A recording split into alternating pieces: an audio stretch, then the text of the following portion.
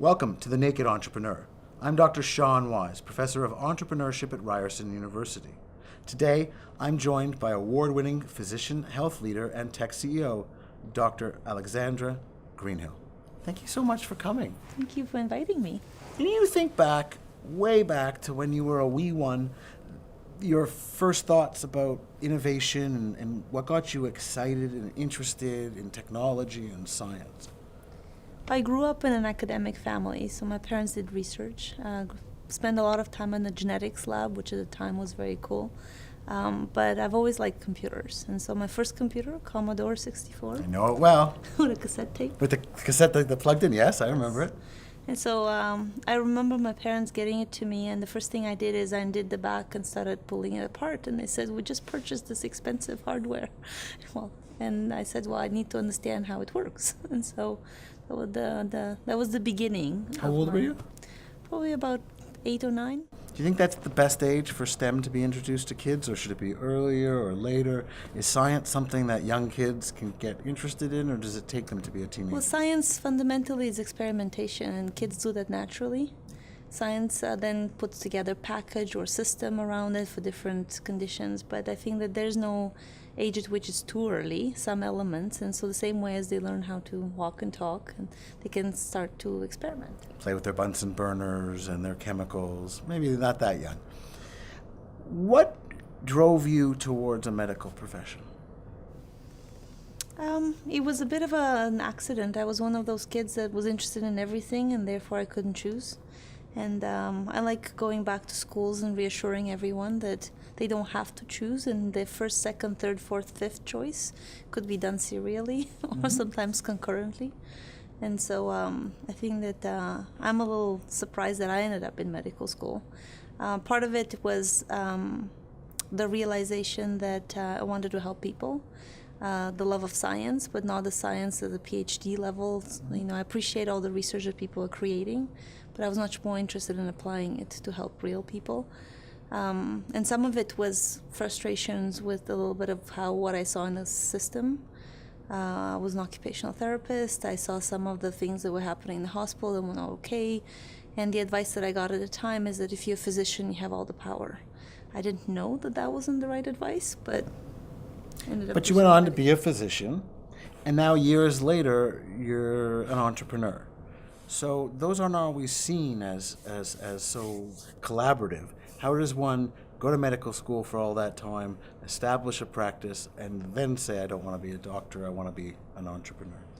Well, I always called it my license to heal, so I still practice because that keeps me real. I find that it's too easy to go back into some sort of an academic tower or innovator tower or whatever else you want to call it, and then lose touch with reality. The path for me was early on in my career. I ended up as an emergency doctor at the Jewish General in Montreal, and I kept saying, well, hey, this could be better, this could be improved. And when they said we need a doctor to come to a committee to implement computers in the hospital, I said, well, I'll do it. And so I ended up doing a lot of important projects and ended up in leadership roles within the healthcare system, the medical associations, and then sort of stopping, pausing, and thinking in 2011 and saying it's been 15 years of hard effort, and yet I didn't see the change that I would like to see. And then I thought of like what and how is missing, and I figured that it's the technology. We are full of good intentions. We want to see things change. But so what we was don't have. What was the unmet market need in 2011 that made you to say, this one I got to fix? Because you'd seen these issues before, even as an early doctor, a young doctor, and yet you stuck with it. But in 2011, you decided to address one of these unmet market needs. Well, what was it that drove you to make that decision? There was a big bet done by the Canadian and other governments that creating standards will get everyone to comply, that funding hospitals and doctors to adopt electronic medical records will solve the problem, and there'll be these massive databases that everyone will be connected to. And in spite of a fairly significant commitment of money, and effort. Over 15 years, we saw a lot of promises, but not much in terms of actual impact. We still fax between doctors' offices. We give people verbal instructions or pieces of paper, and too many patients. Even prescriptions are still sometimes written on a pad, and you got to take them somewhere. It seems terribly inefficient. Yeah.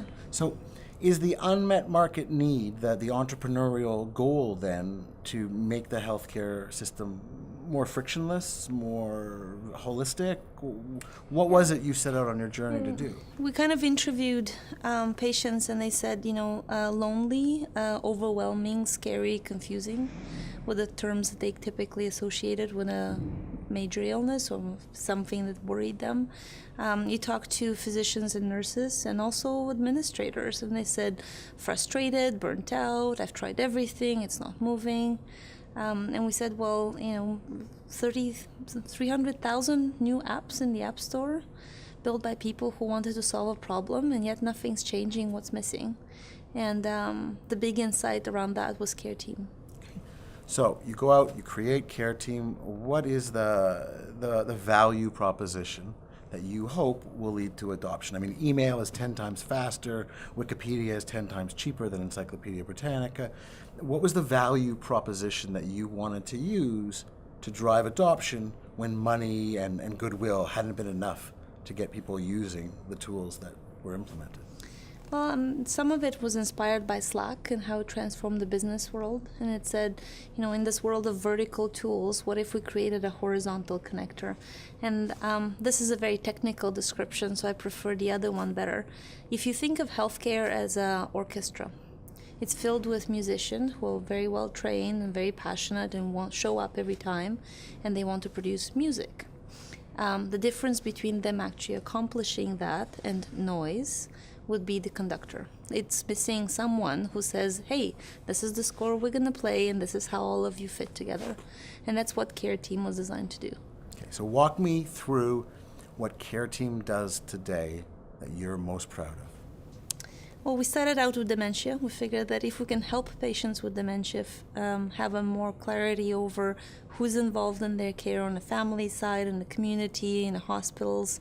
They typically have 6 other chronic diseases like diabetes and hypertension, heart failure. So what's going on in their ecosystem? Who's involved? What is the plan for each one of those conditions? And how does that translate on a day-to-day basis? Where are they supposed to be? What tests are they supposed to have? And so that's the first population we're starting with. And there's a particular number that I want to fix. We have known for a long time that if we do 2 simple things, dementia doesn't get worse as fast. If we do 2 simple things, we can slow down the onset of dementia. And they are? A hearing test and a vision test. Hearing and a vision test, Okay. 8% of our patients currently get that as recommended on a yearly basis. Not because they're expensive, not because we don't know they're important. We simply don't have a mechanism of tracking that they're getting done. So is the real value of Careteam as the Facebook of all of the network of healthcare providers sharing information with the family members, with the patient themselves? Because I know when my parents suffered illness, it was difficult to keep all the information in one spot. It was difficult to remember who said what. It was sometimes even difficult to remember the nurse's name and who was doing what. And as your parents get older, their cognitive skills don't increase in such a way as to make that easier. So is Careteam, am I making it too simple? I mean, communication's one layer. True collaboration means we agree on what the plan is and then monitor that the plan's getting executed. And I would say that Facebook is probably the opposite because we believe in privacy. I think privacy by patient is the newest sort of notion. And so in our view is the orchestra on the medical side, they don't get a lot of say who's involved. But on the patient side, it's the patient and whoever's their legal representative who get full control over who they invite into the software. And so we use family a lot. Some patients don't have supportive families or don't have families at all. And so it's more around who is my circle of care, my circle of support, who needs to be involved, and how much information do they need to have in order to be able to help me. What's been the reaction? I mean, we talked even before Careteam, we talked about how electronic records weren't the boon they were hopefully going to be. The adoption was slower. So do doctors love when a patient adopts Careteam? Does it make it easier for them, or are they resistant? What's been the reception of your peers? The healthcare space has been collectively traumatized by overpromises on the delivery on the technology side. And there's a big myth saying adoption's slow, they don't like technology. And I would challenge you to go meet a nurse or doctor in your neighborhood and see what's on their wrist and what's in their pocket and what's in their personal desk at home. And it's usually the latest that money can buy. They love technology that works. And so when we force them to use technology that's DOS-based, out of date, requires 3 weeks of training, that then they resist. But let's get back to the question.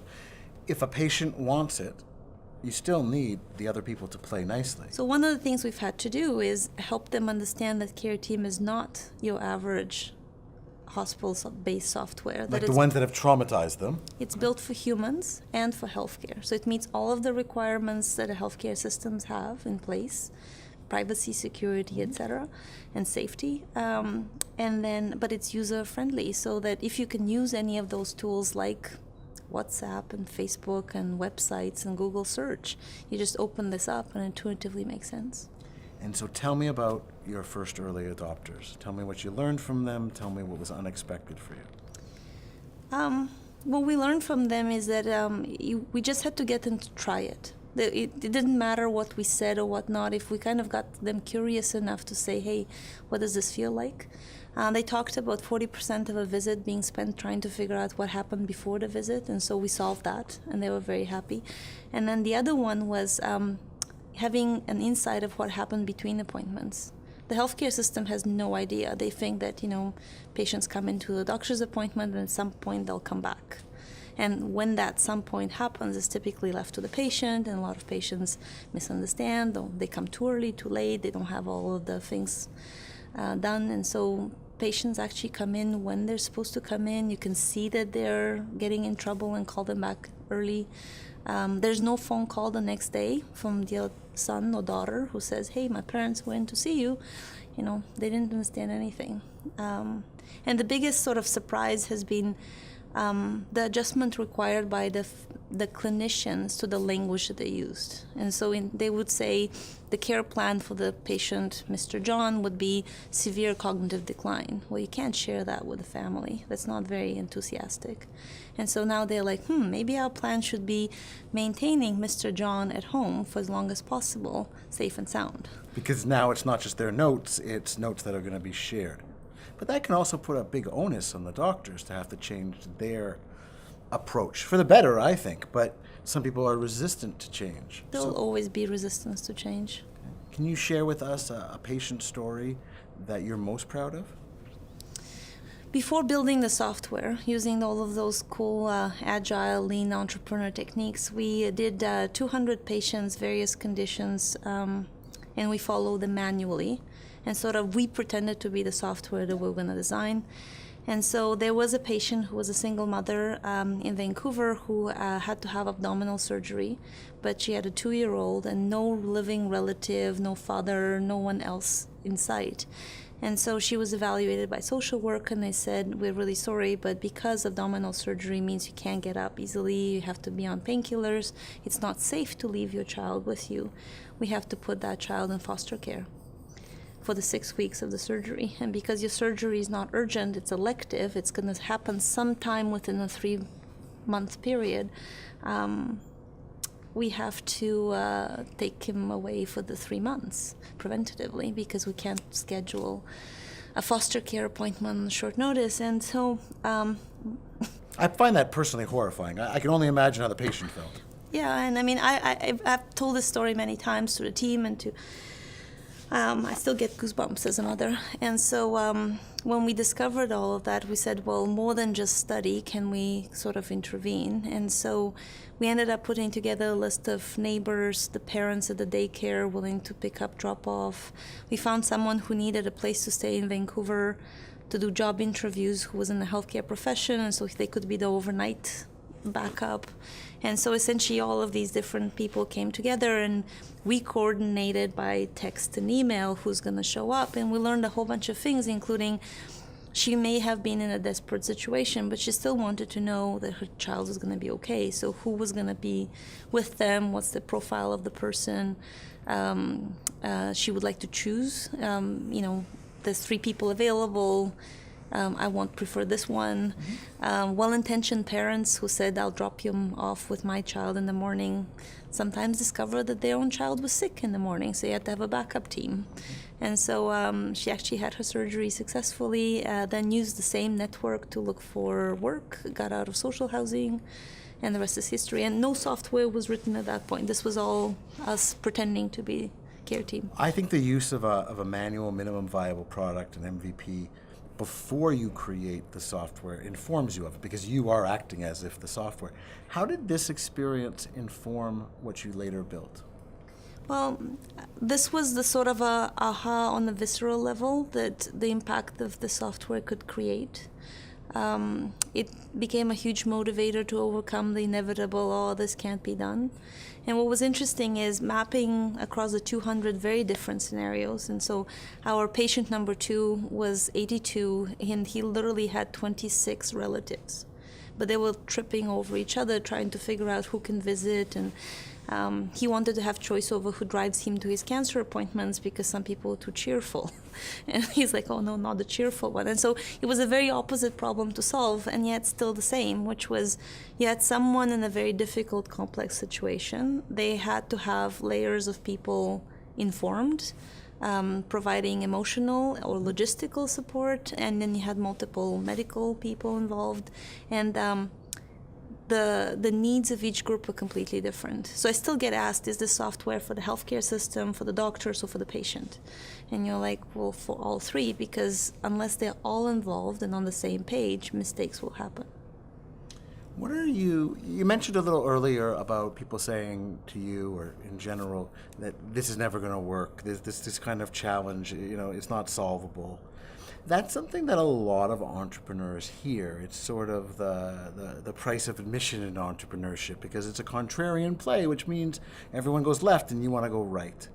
How did you overcome those naysayers? Because it can be a real weight on you when everyone's telling you you're crazy, or this idea won't work, or here's all the problems it has.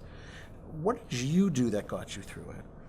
Well, practicing still feeds it, because every clinic I do, I'm like, oh my goodness, this person's life could be different, this person's life could be different. My life as a doctor, trying to figure out the history of this patient where I have no access to anything, would be different too, is one area. I think in the second one on Careteam, it's a particularly unusual situation where everyone agrees this should happen. Patients, doctors, administrators, and yet everyone describes it. Patients thinks it's already happening. They're like, well, what do you mean you don't have access to my data?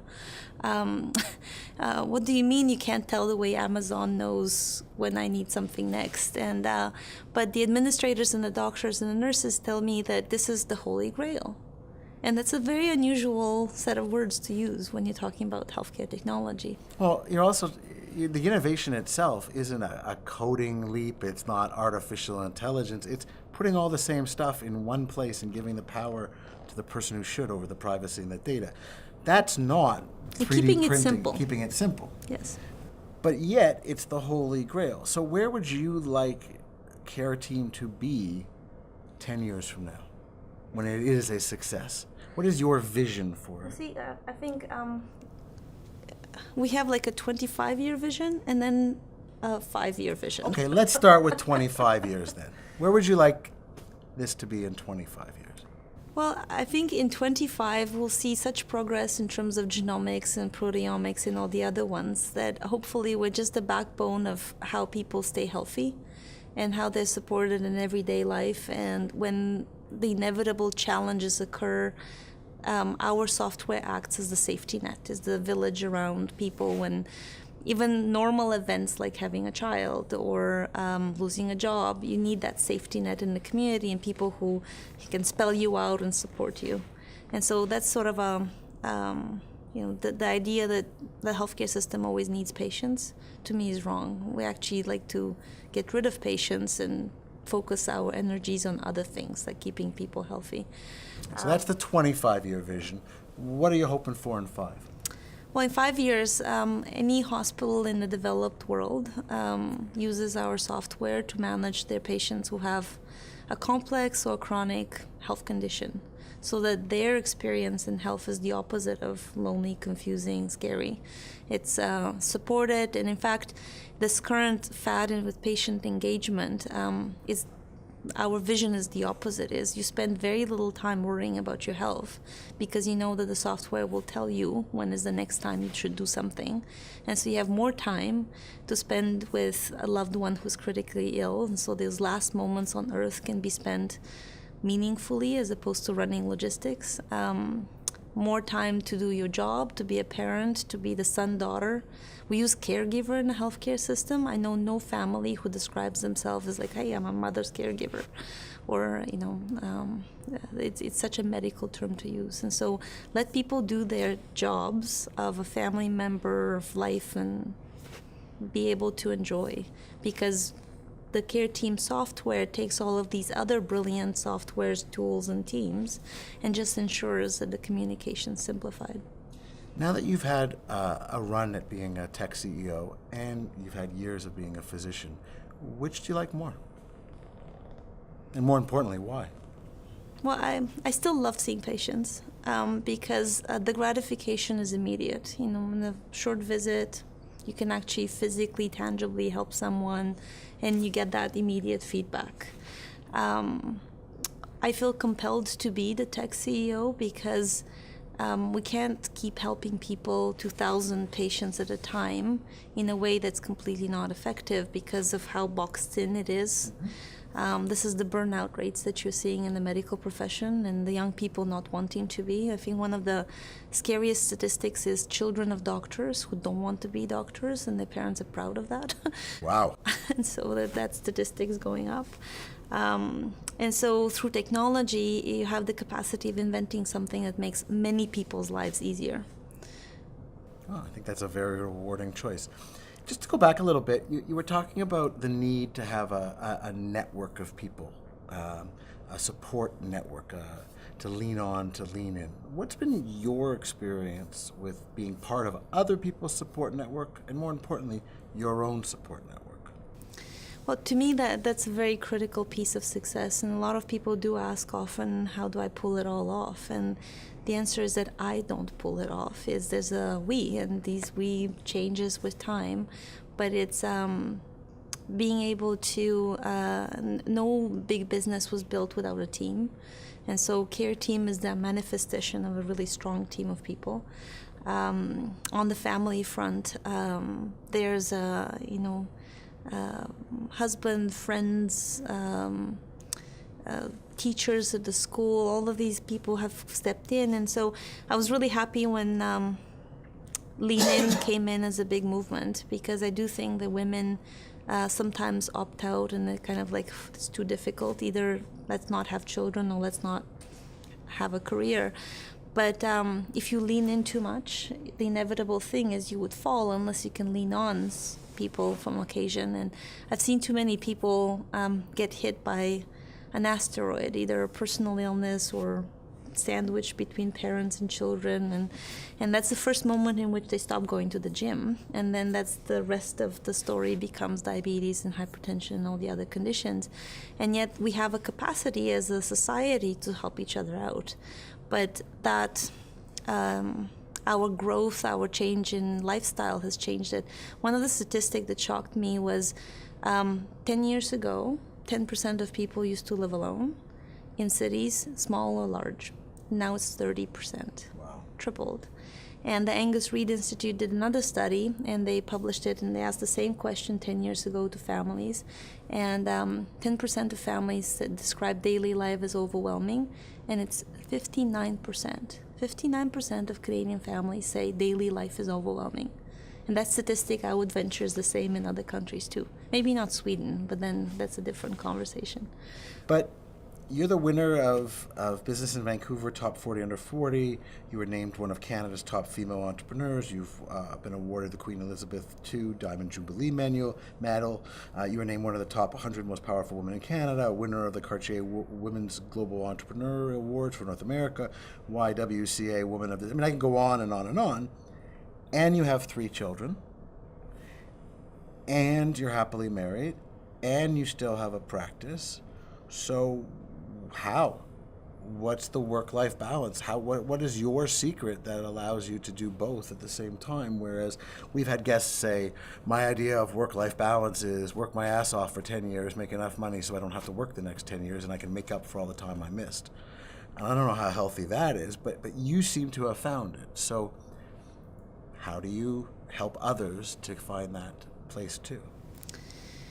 Well, I think that the name of your show is The Naked Entrepreneur, and so I think that the most profound aha moment for me was when I was 14, my brother died, and he was 12, and then you wake up to the fact that, whoa, you're not going to live forever, and so, and you may not have a chance to go back and tell people how you felt about them or help them out, because that opportunity has sailed. And so it was that moment in which you kind of decide is, how do I want to live the rest of my life? And one of those was, you make people happy either by coming, by leaving. You have to choose which one you are. And so I will make people happy by coming. I will add value to every interactions with every person in every moment as much as I can, down to the person serving food at the counter, people holding the door, or people I work closely with, because oftentimes we forget to say thank you to our loved ones. And then the other one was, at every moment I'd like to find a way of having the maximum impact possible. And so when people say, could you just do this, it's always the thought of like, how can I use my energy to be the maximum impact? And the awards kind of came on their own, and oftentimes it was the sort of a combination of perhaps my story might inspire others, or it's really useful to the project that I'm working to. But I think that being very clear on those things are important. And then the old first things first, 7 habits of successful people, is being very clear as to where you can have an impact, because there's many places you could. And deciding which one is the one is for you, which one you want to pursue. And then like purely negotiating. So I negotiate things, and so I have an advisory board. My husband and now my children have to admit to any new project that I'm doing, and they can. So you have an advisory board of your children and your husband, or is that an advisory board and the children and the husband? No, it's a personal advisory board. Okay. So I always bring in options for that. Is there stock involved? They get a veto card. A veto card. Okay. They get a veto card, and so like if I want to get involved in something, or there's a meeting that will take away from a weekend or evening activity, I will sometimes ask a friend who knows more about the organization and say, is this a legitimate use of my time? And then come back to them with all the information. If they say, no, we want you home. And in fact, it was Nanbe de Gaspé-Beaubien, who is one of Canada's greatest entrepreneurs from Montreal, who gave me that 1 out of 10 scale that kids as young as 4 can understand. Tell me about that 1 out of 10 scale. They get the pain scale, but this is the can mom not be there scale. And so if on a scale of 1 to 10, how much do you want your mom to be there for that school play? Mm-hmm. And if they say 7 or higher, you drop everything and you have to be there. If they say 4 or below, you don't attend the play and you don't feel guilty about it. And if it's between 4 and 7, you negotiate. Okay. And so kids are smart. Mm-hmm. And so then they come back and they make everything a 10. But then you can make everything a 10 too. So when they want to have a play date with their friend, you're like, whoa, no, 10, I want you home. And very quickly they get that as well. And so that kind of allows me to manage things on the home front. Sounds like a tremendous way to work through, but I have to wonder, have they ever vetoed something you really wish they didn't? Have they ever stopped you from doing something which you believed was important? A couple of times, but then there was a conversation about, this really matters to me, what and how can we make to make it up? It's led to a couple of things where they started coming with me to some meetings, and the conditions were, as long as you respect the rules of the environment. And so I took my then 12-year-old to Paris for the Cartier Awards, and I gave her, permission to visit the city, which meant that half of the time my heart was stopped. But at the same time, I figured that 12-year-olds visit Paris, live in Paris, and travel there, so she should be okay. And it ended up being a really positive experience for her. But initially, it was like, "Mom, don't go," and you're like, "Hey, how about you come with me?" I'm going to remember that one. That sounds really powerful. We're talking a little bit about work-life balance, but we're also talking a little bit about priorities in one's life and what's important. Do you feel that female founders have a different scale, either they use for themselves or external, than male founders? Do you feel there's been a lot written about how unlevel the playing field is?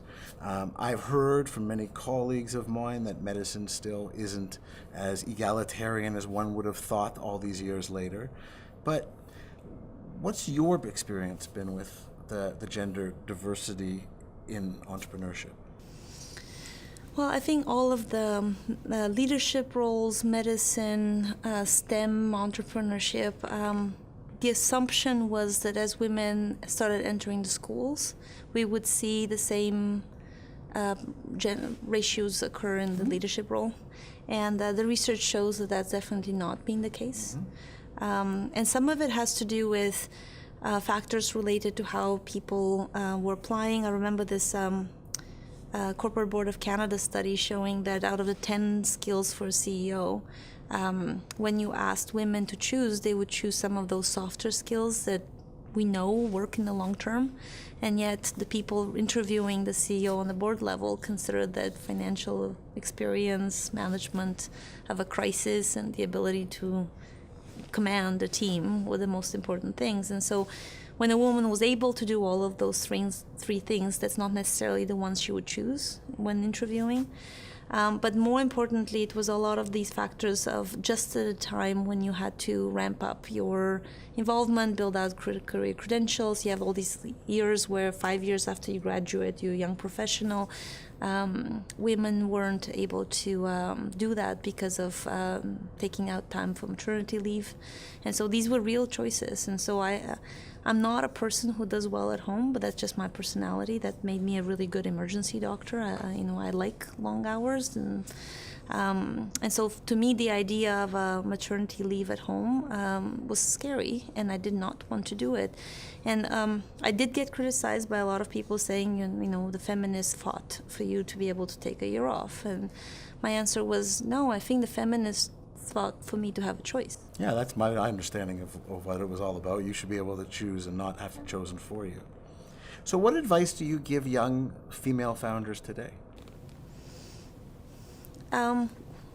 I think that we need to prevail. We need to demonstrate success. We need to help each other out. We need to count on the we for she. I think that there's a number of people, including men and women, who are incredibly supportive. It was funny because when we were building out my current business partner, I was 6 months pregnant with my third child, talking about my ideas, and it never occurred to him that that might be a problem. And we need more men like that who don't make the assumption that just because you have 3 kids you can't do things. Does it require a certain amount of structure and juggling? Yes. I would also encourage them to not be afraid to lean on community and society. And a lot of times when I travel, the reassurance that I have is that friends, neighbors, the parents at the school help out, and then when I'm back I can be the one helping them, and that's a virtuous circle. But I find a lot of entrepreneurs in general, but women in particular, admitting that you need help is almost like a sign of weakness, and we need to get past that. Okay. What else would you like us to see happen in the evolution of Canadian entrepreneurship? Where do you think we need to go next? I think we need to encourage some of those bolder ideas. When I got started, I had a lot of people sort of say like, oh, you're too ambitious, spend the first 3 years and make sure your product works really well within BC. And the name of the game is global. The opportunities are bigger elsewhere. And so in as much as you can spend a lot of time conquering small cities in BC, you can conquer really big cities elsewhere. And as a... So dream bigger, have bigger dream bigger. aspirations. Okay. It's not. It's really funny because when you take the exact same idea to San Francisco, you almost... I've never heard that. No one's told you like, oh, your ambitions are too big. In fact, they'll say, hey, I think your market's actually bigger than what you thought it was, and this is how I can help you build it. Do you think that that's a flaw in our Canadian psychology? For instance, I've traveled the world, and a Canadian culture and its relationship to failure is different than, say, it is in Israel or it is in Germany. In Canada, you know, failure is to be avoided. In other places, it's part of the process. It has to happen because you have to eliminate what doesn't work to find what works. It's a growing experience. But do you find that too, that not only do Canadians sometimes dream too small, but they're too afraid of failure? Do we need a better relationship with failure? They're too afraid of failure. They also, too many people come up to you and say like, you're not going to succeed. Right, and so as a physician, when you come to me and you say, hey, we're going to have a baby, I can tell you everything can go wrong. And statistically, it will. Right? Your child will fall, will hurt themselves, will get sick, will get you worried. But that's not what normal people say. They'll say, hey, congratulations, you're pregnant. Mm-hmm. and so we need collectively to start being more encouraging. I spent a lot of time asking San Francisco folks as to why San Francisco. Like, it's full of sand dunes and like why... Hills. And yeah, it's not a particularly inspiring sort of a setting for such a hub of creativity. And you realize that most of their companies were built by people who came there. But someone talked about the 4 C's, which is cash, which is important, concept. Then they talked about, I forget what the third, but the customers. To me, customers stuck out. Is they have a population of people willing to be the first customer, both on the consumer side and on the business side. And we're totally missing that in Canada. We're also missing entrepreneurs who've done 3, 4, 5 successful exits. And so we have a lot of people who've had a really successful story, but they sold at some point, which was probably early relative to the potential of what they did. And then suddenly they're the experts, but they don't have the experience of someone who's done multiple. well, speaking of people who do multiple things, I want to talk about one of your other projects, Little Coder. Tell me about how it started, what it is, and why we should all care. This is the story of the accidental. We were at the Grow conference in Whistler, at the hallway of the hackathon, and I ran into someone that I had met because we got involved in municipal politics and we elected our local politician together. And so I had no idea he was in tech. He had no idea I was in tech, and we hadn't seen each other in 3 years. And just chatting in the hallway, he said, your kids code, but I can't get mine to download the apps and use them. They get bored. And I said, well, as a physician and occupational therapist, the blocker here is they can't read. And he's like, well, what do you mean? And I said, well, you need to cut out these cards and put in directions and then start showing them the way to control the other person as a robot. And we did this, and initially it was paper and we would scratch it out, but that's not how code works. So we moved to cards, and I described all of this to him in the hallway. And then later on in the evening, he sends me these texts, and I still have the screenshots of the text. And he's like, did you say these were the rules? And you're like, yes. And the next morning, he had put together a landing page on Shopify. And he started collecting money from people attending the conference. And he's like, this is a game that a pre-reader can essentially program another human being around the room, and you can teach them the concepts of coding. 40 people gave us $20. This was reported by 6 newspaper outlets who happened to be at the conference and found nothing else was as exciting as the idea of a hackathon. Well, nothing in the tells hallway. you, nothing confirms demand like people trying to give you their money before it even exists. Right, and then we did Science World vetted concept, and then I literally went to the local store where I bought my kids' games, and I asked the store owner, what should the game look like, what should it be priced, and we called up Monopoly, and we said, your game is the sturdiest one in my house, so where do you print it? And I said, this factory in China. And then we did a Kickstarter, and I knew nothing of product design, shipping, but nowadays Ottawa-based platform, Shopify, allows a complete neophyte to essentially now ship to 32 countries and 85,000 sets sold, and half of them go to schools, which is fantastic because teachers use them to teach classrooms so that the kids can understand the computing concepts, but understand that, and again, you ask people what do they think of coding, and they say lonely, boring, math. And when you ask them about coders, what do they think of coding? They'll tell you creative, collaborative, and language. The opposite. Yes. And so Little Coder was that sort of idea. I wanted my kids and now many other kids to experience the notion of coding without learning a specific language and understand how loops work and all the other things, but have fun. Now, where is it available for all the viewers if they want to go get a copy of your Little Coder? Littlecoder.com without an E, so CODR, but also Amazon. It's a product hunt game number 5 for STEM games, so it's done well. You've done well in so many different things. What are you looking forward to next? Well, we talked earlier about challenge. I think everyone tells me that healthcare requires 10 times the mental fortitude. And so there's too many people who've said, okay, we're going to fix healthcare and create something amazing, and they faltered along the way. So the only thing I've concluded is I need a coalition of the willing. I need a number of people who can help continue evolve what we're building and get the system, the policies, and all the other parameters change because they understand and believe in the promise of this. And so I'd like to work on this project for the next 25 years and not be bored because it keeps evolving and changing and fundamentally improves the experience of health for patients. It helps all of these fantastic innovators plug in their tools so that they can become one of the orchestra. And then we can ultimately create harmony and sort of effectiveness and beautiful music.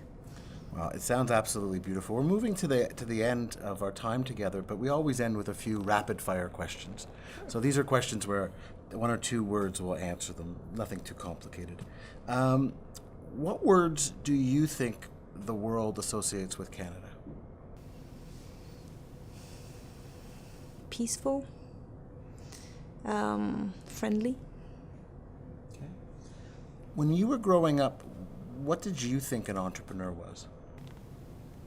It wasn't even a word I'd encountered, probably until 10 years ago. Wow. It was when you grow up in academic and medicine, the word business would be seen as a negative. It's greedy, it's evil. And so there's such an interesting experience now being an entrepreneur and a businesswoman and meeting colleagues that I've worked with in the public healthcare system for a couple of decades. I'm assuming you don't find them evil. Well, they find me evil. They're like, oh, you've walked over to the dark side now. And you're like, hello, it's me. It's still the you. Same person. Well, you know what? I think it's a great task that you've taken on, and the journey itself is likely to be rewarding, but I hope you get success for all of our sakes. I'm Dr. Sean Wise, and you're watching The Naked Entrepreneur.